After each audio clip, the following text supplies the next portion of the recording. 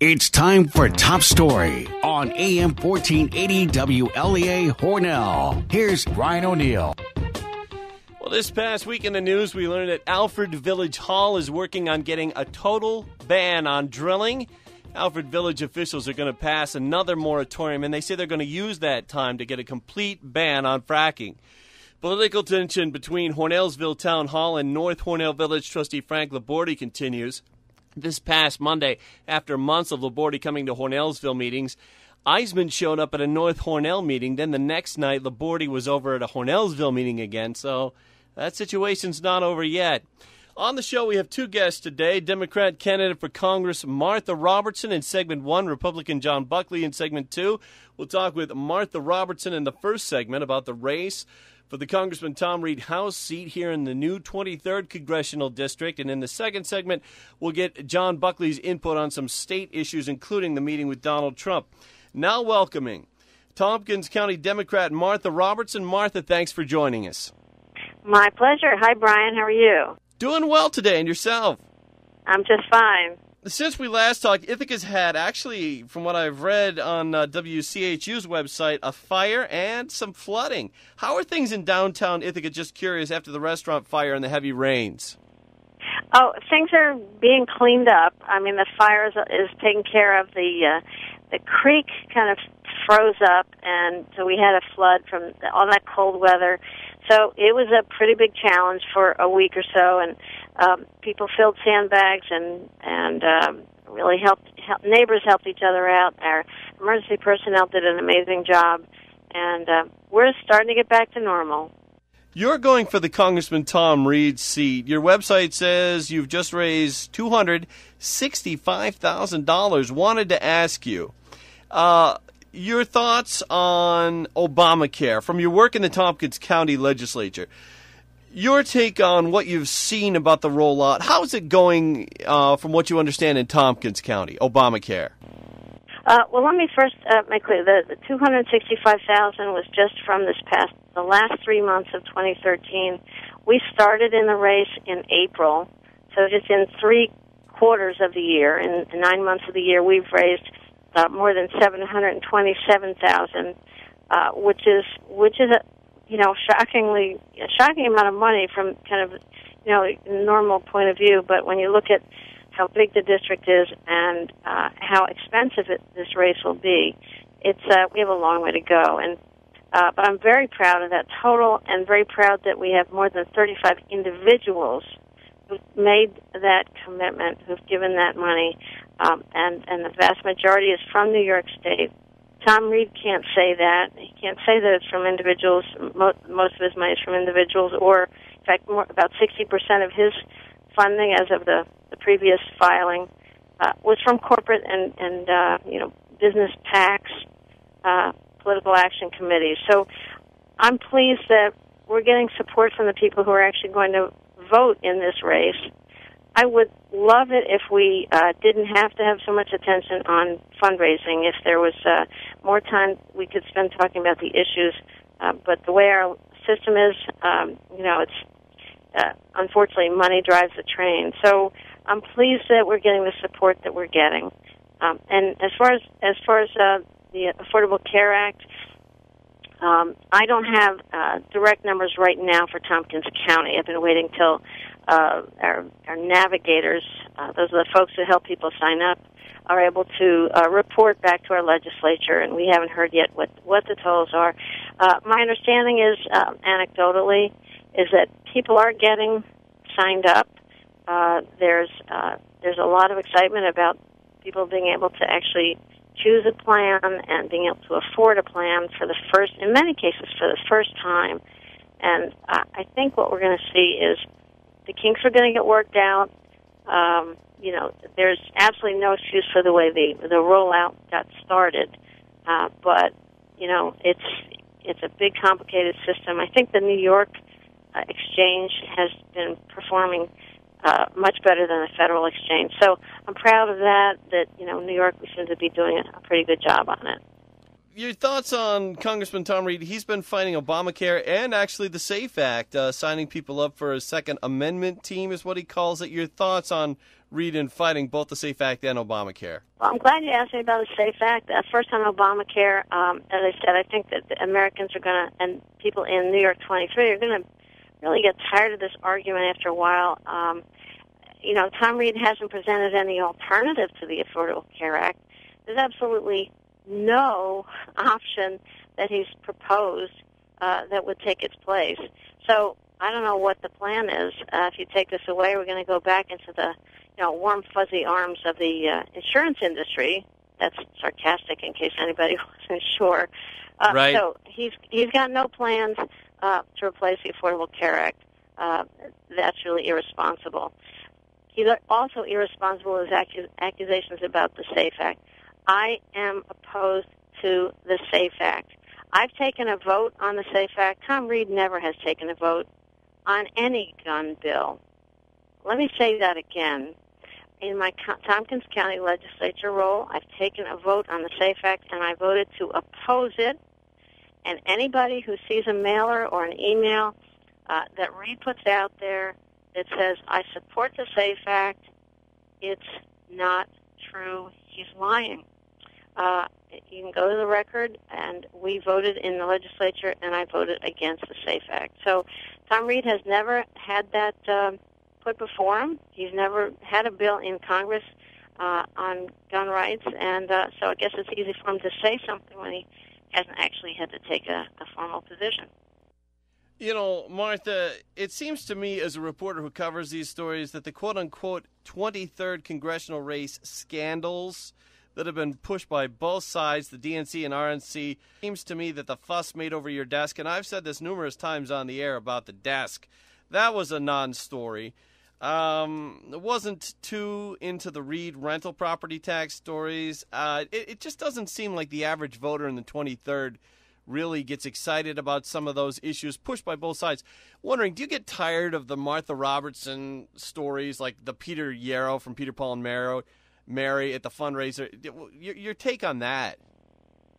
Well, I'll tell you, I think New Yorkers, Americans in general, really are craving a politics that's about the issues, and that's what I want to talk about. Just for the record, if anybody wants to go to Ithaca.com, they can see a recent story about my desk and about the fact that I've stepped down from being chair of the legislature. That's the thrust of the article.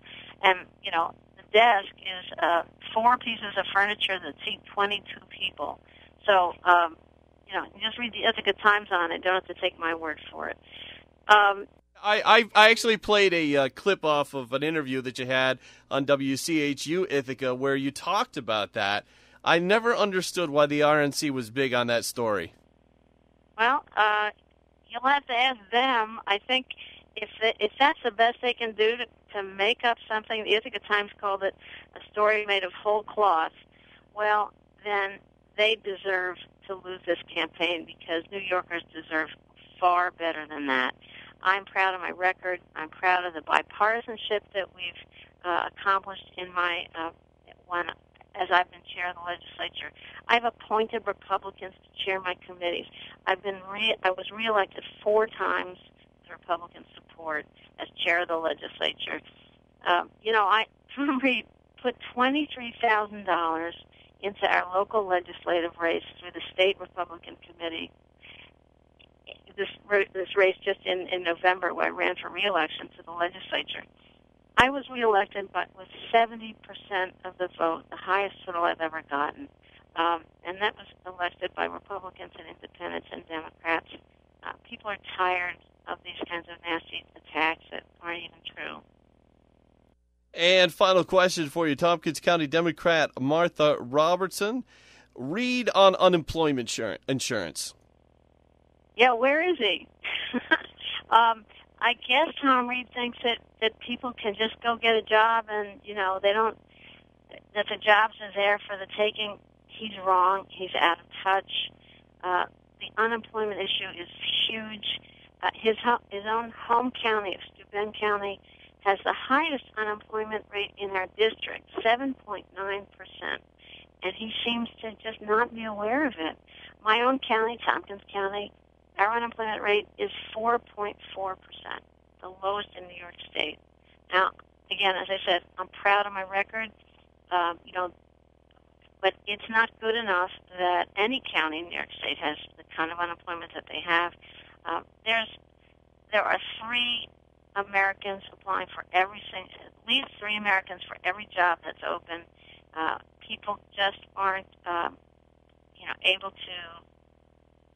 to find the work that they need. We've got to make big changes in our trade policies and tax policies so that we can restore manufacturing to upstate New York, so that we can promote economic development.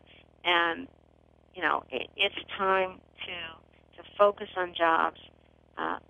That's one of the problems with this obsession with Obamacare is then we're not talking about jobs. We're not doing anything about jobs. This Congress has passed fewer pieces of legislation than any Congress in American history.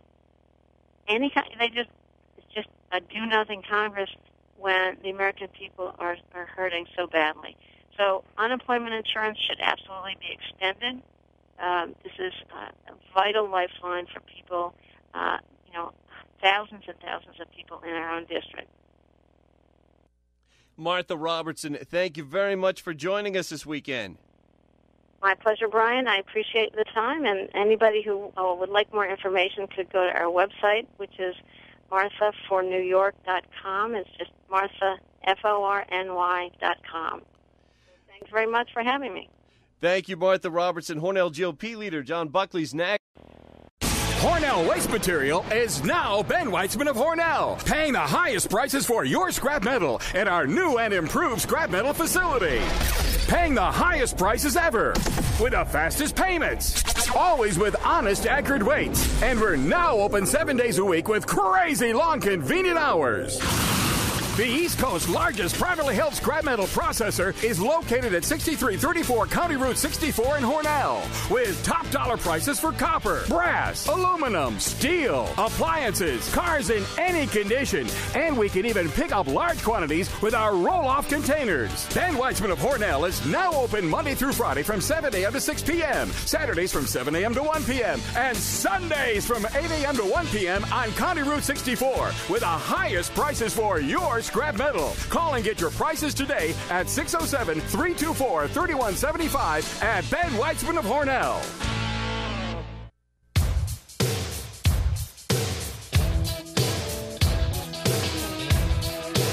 Back on Top Story, Brian O'Neill on the phone now with Hornell Republican leader John Buckley. John, thanks for coming on. Hey, it's glad to be back here, Brian. John, you've been in the news for over a week because of the big meeting with Donald Trump in New York City Friday, January 10th, when you asked Trump if he'd be interested in running for governor. Latest there, a couple of things. One, it's come out that State Republican Chairman Ed Cox really does not want Trump to run. And two, YNN Zach Fink, one of Liz Benjamin's reporters on Capitol Tonight, says that sources tell YNN that for more than a year, Governor Andrew Cuomo has been reaching out to big GOP donors and Rob Astorino to discourage any competition. YNN is reporting that sources tell them that Cuomo's gone as far as to promise Republicans help to keep the Senate under Republican control. Your first thoughts, John, on Cox not wanting Trump? Well, it makes me wonder who Ed Cox is really working for. He's the Republican chairman of the state, but it sounds as if he's actually working for the Democrats. This is upside-down politics here, Brian. I don't understand it. I think Ed Cox, I think it's time for the party chairman, the county chairman, to vote him out. Get rid of the guy. He's not doing anything for the conservative cause. He's not doing anything for Republicans. It sounds to me as if Ed Cox is just looking out for himself and certain other Republicans, either in statewide office or in their little circles of influence. They're just looking out for themselves instead of the betterment of New York State. They're definitely not looking out for people in upstate. As jobs, high taxes. As far as the other thing goes with Cuomo, that doesn't surprise me. If you're Andrew Cuomo, yeah, you want Rob Astorino to run because he doesn't stand a chance. Andrew Cuomo sitting on about $30 million in his war chest. Astorino's got no name ID. He's not going to be able to fundraise. He's not a serious challenger. So if you're Andrew Cuomo, yeah, I would want him to run. Well, that's the odd thing about this story is it's saying that YNN is saying that sources have told them that Cuomo has tried to persuade Astorino actually not to run because Cuomo wants the race all to himself. Your take on that? I don't know. I mean, it's very rare in a governor's race where you won't have any competition at all. If you're a politician and you're up for election, then yeah, the perfect scenario would be to be unopposed. It happens at the local levels quite a bit, and even once in a great while on a congressional level, not very often. But a governor's race, that's pretty much unheard of and really unrealistic. So. Big news about Governor Cuomo this week is what Governor said on Friday on National Public Radio. His definition of extreme conservatives and saying that they had no place in the state. This is Governor Cuomo from National Public Radio's Capitol Press Room show on Friday. The SAFE Act, the Republican Party candidates are running against the SAFE Act. It was voted for by moderate Republicans who run the Senate. Their problem is not me and the Democrats. Their problem is themselves. Who are they? Are they these extreme conservatives who are right to life, pro-assault weapon, anti-gay? Is that who they are? Because if that's who they are, and if they are the extreme conservatives, they have no place in the state of New York. Cuomo continues. Because that's not who New Yorkers are. If they're moderate Republicans, like in the Senate right now, who control the Senate, moderate Republicans have a place in the state. George Pataki was governor of the state as a moderate Republican, but not what you're hearing from them on the far right, not this clash that you're getting from the quote-unquote power brokers of the party now. We are right to life. We are pro-assault weapon or anti. Are you talking about Republican Ed Cox? Whoever. I'm just look at their positions, and you see a great battle of positions that. Alderman Buckley, this is a huge statement on Cuomo's part. Your thoughts? First of all, it's unbelievable that a sitting governor would basically just go out and demonize a large segment of the population in New York State. To call someone radical, extremist, basically for defending their Second Amendment rights, for their pro-life views. Let me get this straight, Governor Cuomo. Am I an extremist for being pro-life? Am I an extremist for being pro-Second Amendment? I mean, this is just beyond the pale, Brian. This man, first of all, owes every New Yorker an apology, and that is just the most despicable rhetoric I've ever heard out of a governor's mouth in my life. Moderate Republicans I work with. Moderate Republicans passed my agenda for the past 3 years. They want to criticize my record. My record was passed by the moderate Republicans. So they're criticizing themselves. Alderman Buckley. Well, first of all, when Andrew Cuomo uses the term moderate Republicans, he's really referring to Republicans that have basically, they're rhinos, they're Republicans in name only. They've sold their souls.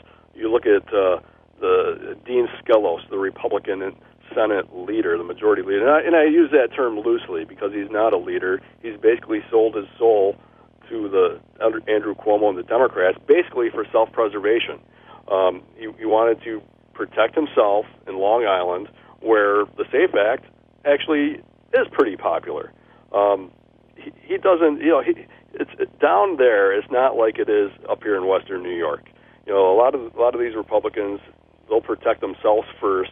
They don't care about you and I. They don't care about the Second Amendment. They might as well just hit the delete button on it. They could care less as long as they protect their rears and keep themselves in power and protect their little radius of influence. And as far as moderate Republicans in New York State go, well, they might as well just be Democrats because you basically get the same thing. John, would you say it's the moderate Republican wing of the state Republican Party that's trying to block a Trump candidacy? Well, there you go again with the moderate. What is a moderate these days? I guess it's whatever Andrew Cuomo deems it to be. Whether you're conservative or moderate or pick a term. Look back over the course of the years from Governor Cuomo the first, right up through the Pataki years, who was a Republican, through Spitzer and David Patterson, right through Cuomo now. Well, there's a long track record of failure, Republican or Democrat, that sat in the governor's seat.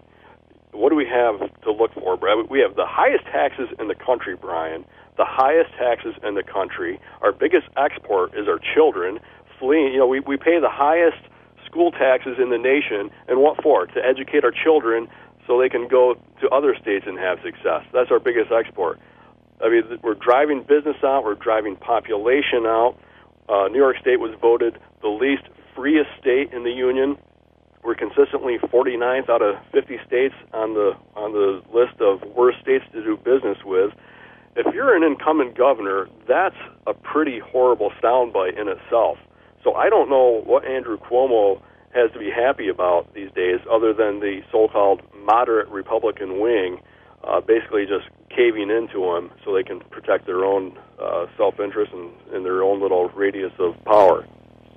And on Trump also, earlier in the week, Carl Palladino circulated a memo saying that he had heard from New York State County Republican Chairman that State Republican Chairman Ed Cox was texting them, during the meeting with Trump on Friday, January 10th, encouraging the Republicans to get away from Trump, to back off of a Trump candidacy. You and Assemblyman Noje both confirmed that there were communications with Cox and others from the Republican Party during the meeting and after the meeting. In fact, Noje went as far as to say is that the state Republican chairmen were getting calls up until midnight the night before. That would have been Thursday, late Thursday night, January 9th, before the January 10th Friday meeting in New York City with Trump. John, your thoughts on this, all this behind-the-scenes activity going on with Ed Cox against Donald Trump? Do we know why Trump did? Here's why, Brian. Because traditionally, we get a gubernatorial candidate, and they go through the process, and they rely on fundraising, and they're beholden to the people who help them along, and Ed Cox knows that. So Ed Cox and certain other Republican power brokers throughout the state are de facto puppet masters. Trump is not like that. He is self-funding. He doesn't answer to Ed Cox. He doesn't answer to the party chairs. He doesn't answer to anyone because he's self-funding. He's Donald Trump. Ed Cox knows this. Ed Cox doesn't like it because Ed Cox can't control Donald Trump. So Donald Trump, thereby, is a threat to Ed Cox and the Republican establishment. Well, they don't like that. It seems the Republican establishment in New York State is very content just to play second fiddle to the Democrats and be steamrolled by the Democrats. And when you hear that the Republicans hold the Senate, we don't really hold the Senate. That was cobbled together by Andrew Cuomo, Dean Skelos, and the so-called moderate Republicans routinely cave in to Andrew Cuomo on a routine basis. So Donald Trump enters the picture, and he's just a threat to the establishment because, once again, the establishment Republican Party in New York State, and I'm talking statewide, I'm not talking local or county-wise, I'm talking about the state officials, they are protecting their six, they're protecting their rear, they're very content with the way things are, just don't make any waves or anything else, but it's really terrible because in the meantime, we're suffering here. We have high unemployment. There's no job creation. Businesses are leaving in droves. And Donald Trump recognizes that. Donald Trump wants to do something about that. All we have to do is clear the way and let Donald Trump run, because I think if Donald Trump enters the race, he will be the prohibitive favorite. Ninth Ward Alderman, Hornell Republican leader John Buckley, thanks very much for joining us this week. Thanks for having me, Brian. Thanks also to Martha Robertson, who is in segment 1. I'm Brian O'Neill. Stay with us. InfoTracks is next. InfoTracks is next. InfoTracks is next. InfoTracks.